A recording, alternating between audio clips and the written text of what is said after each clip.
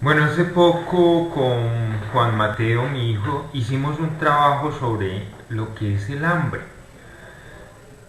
Y uno sabe que ha escuchado hablarlo, es más, que ha sentido en algún momento hambre o que ha escuchado hablar del hambre como un fenómeno mundial de impacto sobre la salud pública de las personas, sobre un fenómeno como un fenómeno económico.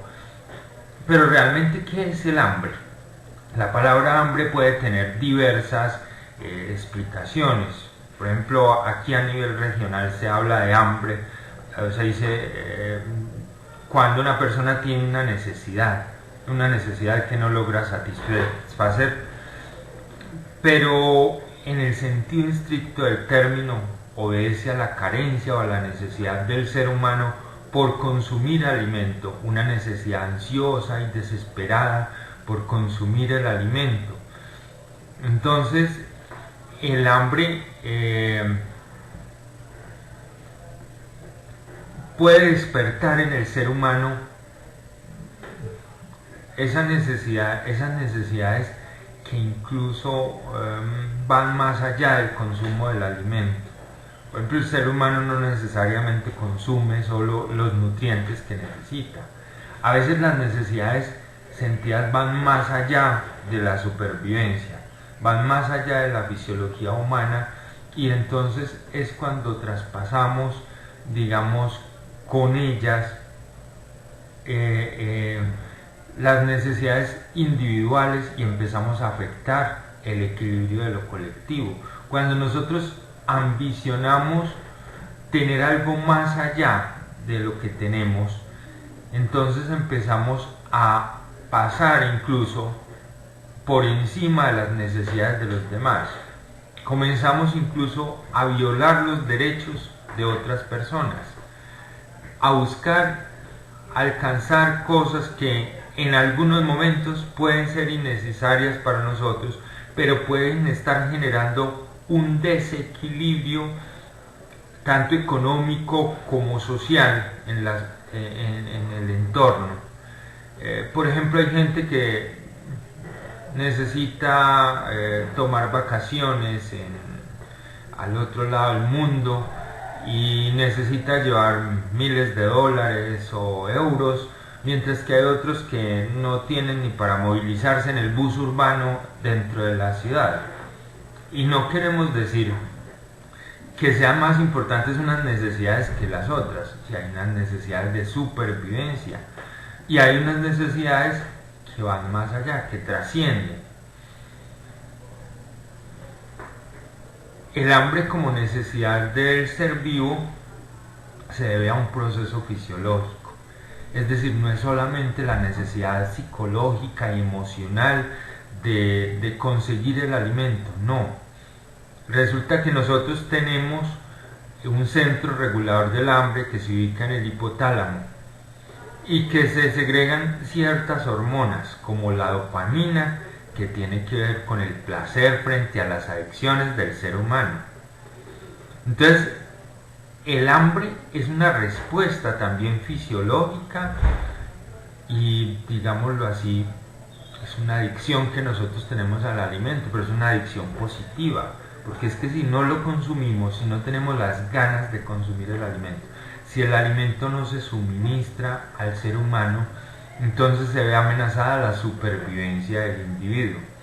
Es una de las tantas adicciones positivas. Ojalá fuéramos adictos a muchas cosas positivas, fuéramos adictos al deporte, pues a la actividad física, a la alimentación sana, a muchas cosas que nos hacen mejores seres humanos, que nos construyen, que nos dan energía y que nos permiten afrontar mejor los retos que nos ofrece el mundo.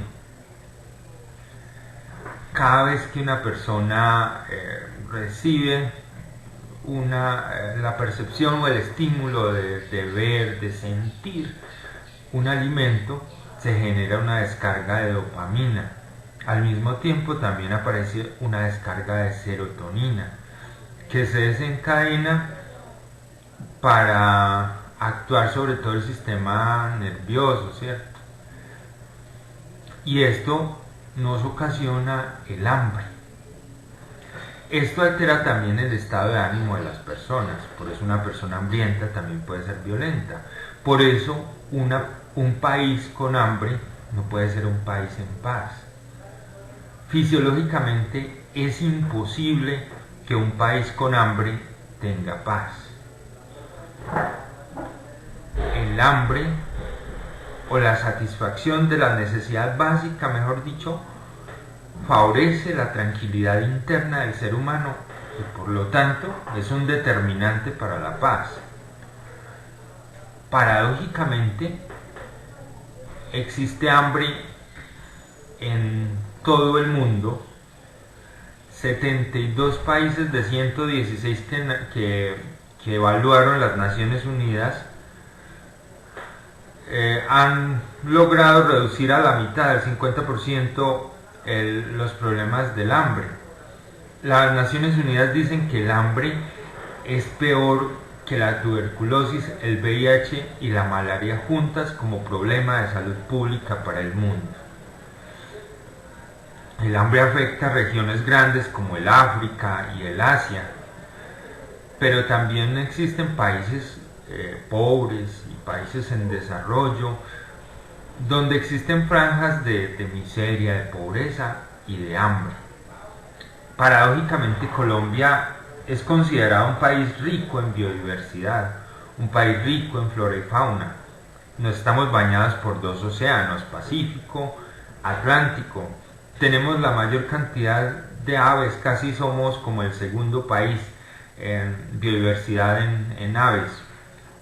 Tenemos agua, tierras fértiles. Sin embargo, se presenta muerte por desnutrición infantil. ¿Qué es eso? No tiene presentación. Se explica principalmente por problemas como la distribución de los territorios. También aparecen otros problemas, ¿cierto? Pero el territorio es donde se hace la vivienda, donde se construye la vivienda, que sea digna, que sea salubre, donde se produce la energía, donde se producen los medicamentos y donde se producen los alimentos. Es allí en la tierra donde se produce todo esto. Colombia tiene 42.3 millones de hectáreas para producción agropecuaria. El 80% son dedicados a pastos y los demás a la agricultura. La mayor parte de los terrenos dedicados a agricultura son ocupados por grandes cultivos, por megacultivos como el café, la palma y otros productos que son dedicados a la exportación. Solo el 0.4% de la población tienen el 46% de las tierras según el Censo Agropecuario del año 2015.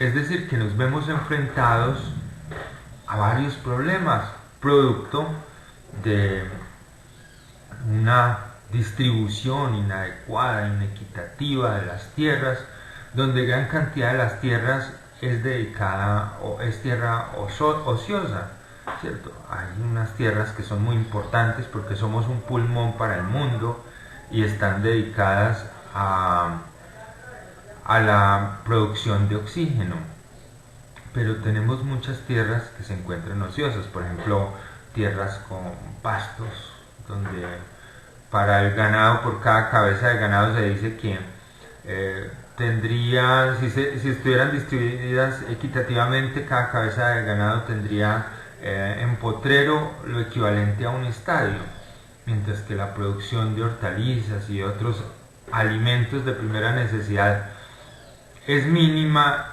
además de que se importa, además que cuando se importa los precios son más bajos que los de producción en Colombia, y esto genera un desestímulo a la producción de los pequeños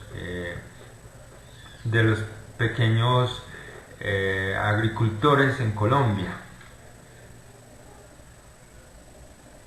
Por otra parte, el cambio climático, las catástrofes naturales y la falta de una política agropecuaria clara, donde el gobierno apoye con tecnología, con infraestructura, la producción agropecuaria. Pero también inciden otros elementos. Ya son famosos varios casos de corrupción en Colombia. Por ejemplo, el caso más, digamos, cercano, muy grande, fue el agroingreso seguro, pero también se habla, por ejemplo, del desvío de ríos enteros, como el río Rancherías en La Guajira, para favorecer grandes cultivadores, para favorecer minería, y todo esto está admitido, legalizado por nuestros estamentos gubernamentales, que no son más que los estamentos políticos y económicos del país, son quienes toman las decisiones del país.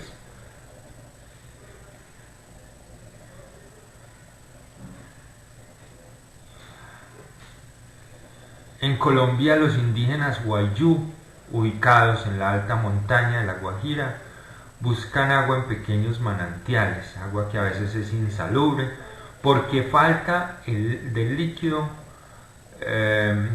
la falta del agua los está matando. No cuentan con el líquido para beber, preparar sus alimentos, ni para las labores de aseo. Muchos niños han muerto de hambre. Se han presentado denuncias, sí, hay muchas denuncias, pocas personas han sido, o ninguna ha sido judicializada o amonestada por la autoridad ambiental por desviar un río o por acabar con la diversidad, digamos, de flora y fauna de nuestro país.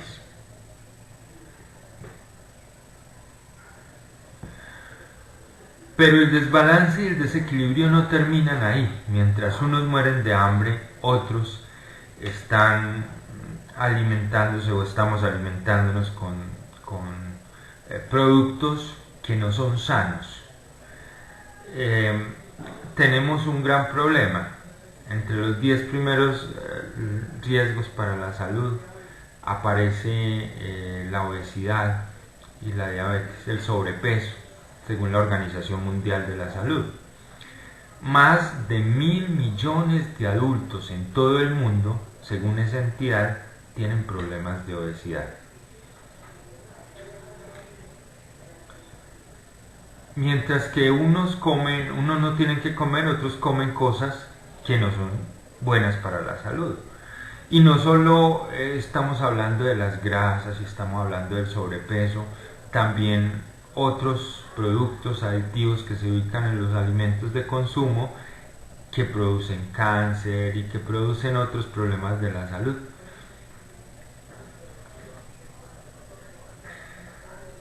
Entonces el hambre no es solo un fenómeno fisiológico, si bien es la forma más fácil de explicarla, también es un fenómeno político, porque depende de una nación, de un gobierno de una nación, pero es un fenómeno económico, porque depende de la forma como están distribuidos los medios de producción, pero también es un fenómeno que está ubicado en la psicología de cada uno de nosotros, porque nosotros nos hemos formado con una idea de conseguir nuestros sueños, de seguir nuestros sueños, pero ¿qué tal si esos sueños opacan las posibilidades de supervivencia de otros?